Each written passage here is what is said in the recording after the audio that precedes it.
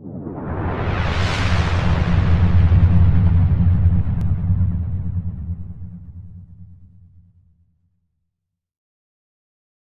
I'll see what I can do for you guys. My name is Brian. I grew up in Vancouver, Canada, and around 17, I really got into volleyball quite competitively. Went to university, played indoor volleyball. That kind of led me to move to Toronto, which was the national training center for the beach volleyball team. So I did that up until I was diagnosed with my heart condition in 2005. So it was a really big change for me. I had to quit playing immediately.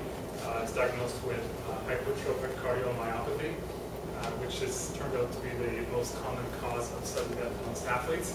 So obviously I was very high risk. Hank Gathers, I believe, passed away from it. A whole bunch of football players have passed away. So the doctor said, don't exercise over 120 beats a minute. When I was first diagnosed, I was kind of in denial, even though probably the foremost doctor, maybe in the world, definitely in Canada, diagnosed me. I went for a second opinion to a guy that studied Underdown. So he was kind of shocked that I went for a second opinion. So I had all the ultrasounds and everything done again. And once again, same diagnosis, of course. I have a bulge in my septum between my right and left ventricle. I think it's mostly my left ventricle. Luckily, there's no obstruction of blood flow into my aorta, so I didn't actually have any symptoms at all. As diagnosed, so I went to a health study and had an EKG done, and it's supposed to go up and then up a little bit. I think mine went up and then down too much or something like that. So they sent me to an ultrasound, and they saw the bulge. So obviously, I was really lucky to find out the way I did. And now I definitely make a point of, when I'm in gyms or when I talk with like the Ontario Volleyball Association, I'm always encouraging them to get automatic defibrillators, because if something happens to me, then that could have actually saved me. And actually a guy passed away playing beach volleyball about 2 years before I was diagnosed in Toronto. So it's always a struggle though. And the more that we can educate people, the better, because everyone's worried about insurance or what if someone does it wrong, what's going to happen.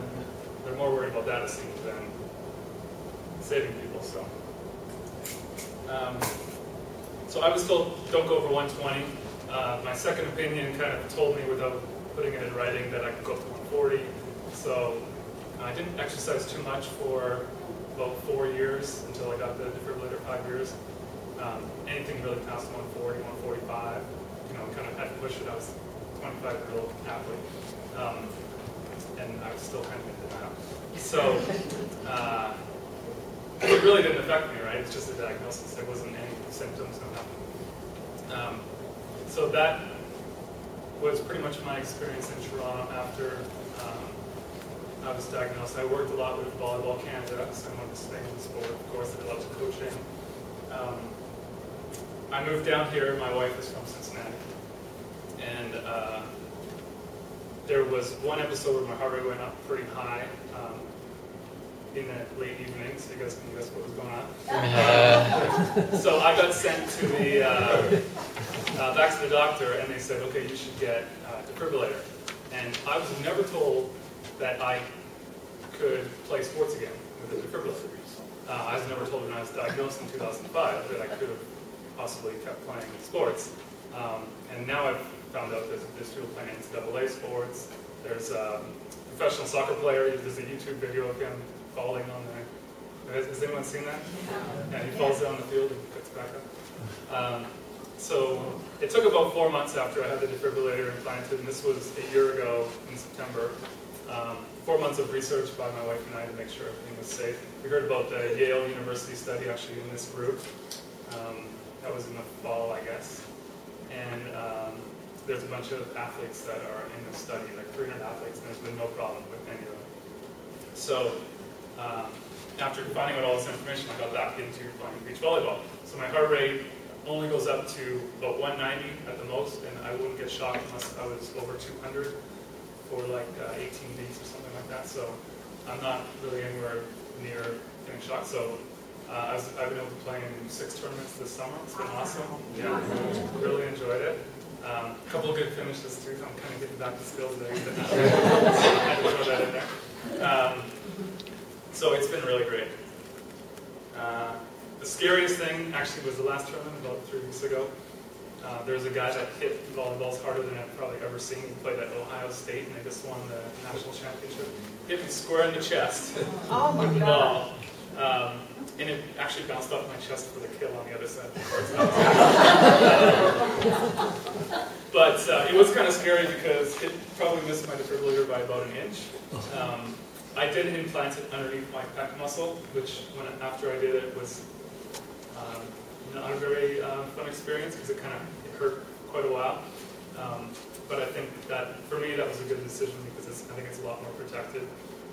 My only other worry, and I got it checked out at my last appointment, was my leads kind of popped out a little bit, and they said that's pretty normal. It just muscle scar tissue changes, and the leads can kind of change. So that wasn't really a big deal. Before I had the ICD implanted, my doctors wanted to put me on beta blockers to stop my heart rate from going up. And I kind of looked into it, and there was not really any research that showed that it lessened the chance of a episode.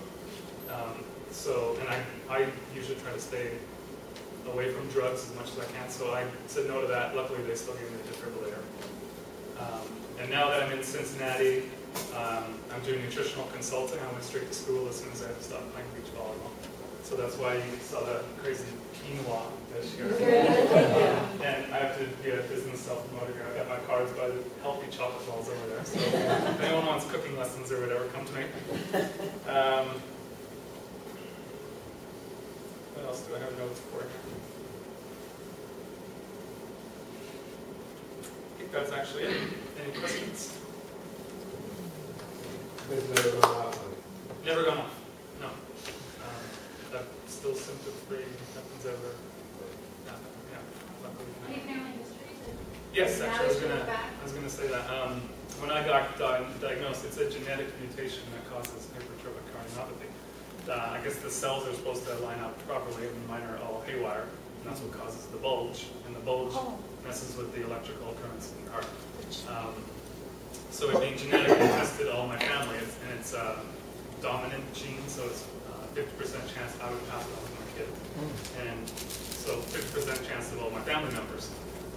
So both my brother and sister have the same gene. My mom has the same gene. So she thinks she got it from my grandpa, but doesn't want to tell him because doesn't want to feel that. And it's actually a tough experience getting all your family tested and them getting the gene because you can't feel responsible like you're the one who's getting. They found, yes, you broke the bad news, right? But now that I have the defibrillator, I feel a lot better about it because if any of them actually have the gene expressed, which none of them have, then there would be a pretty simple fix. And I kind of had a good chat with my nephew that I just saw in May. He's 13, he's really getting into sports, so he's got the gene, but he's not worried about it at all. So that's been good. Any other questions? Is this height related, or am I agreeing with that? I don't think there's any relation to Because that. maybe just because we saw basketball players most with it, or that was most publicly talked about. Usually it has to do with the pumping of the heart when you're very active and athletic. So it's really more, they die during activity versus at rest when you have this cardiomyopathy. Now, percentage-wise, how many of those, if it's a dominant gene, how many times is it expressed since the other family members have the gene, only it's only expressed in you? So what percentage of that? I don't know the answer to that, actually. There's not that many that find out the way I do. Most people find out after an event, and usually Or it's not. somebody else in the family has passed away at a young age. So I'm not sure the prevalence. I don't think it's that high though, from people that have the gene. And they don't really do any research into what you can do to prevent the gene expressing, because there's such a small group of people that have the gene that they could study, right? So there's been no studies on that. And they also haven't really studied what's going on nutritionally with the athletes at the end of a game that cause the heart to stop working. My inclination, not being a doctor or a researcher, is that they're really low on electrolytes, some of which are really important for heart function. So that's just, I mean. Is there any physical activity when you really notice it? For a block, when you go up? No, I mean, for the first like 4 or 5 months, I wasn't allowed to, you guys don't know this, and raise your own stuff, so I couldn't do anything, but no, I don't notice it at all. I think maybe it's because it's underneath my back muscle. That was a good choice. Are you going to play here this summer?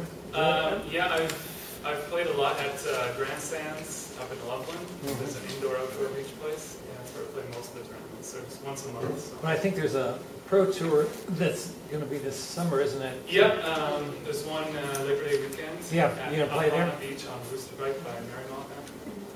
And actually, I was thinking about playing in it, but instead I'm actually going to referee in it.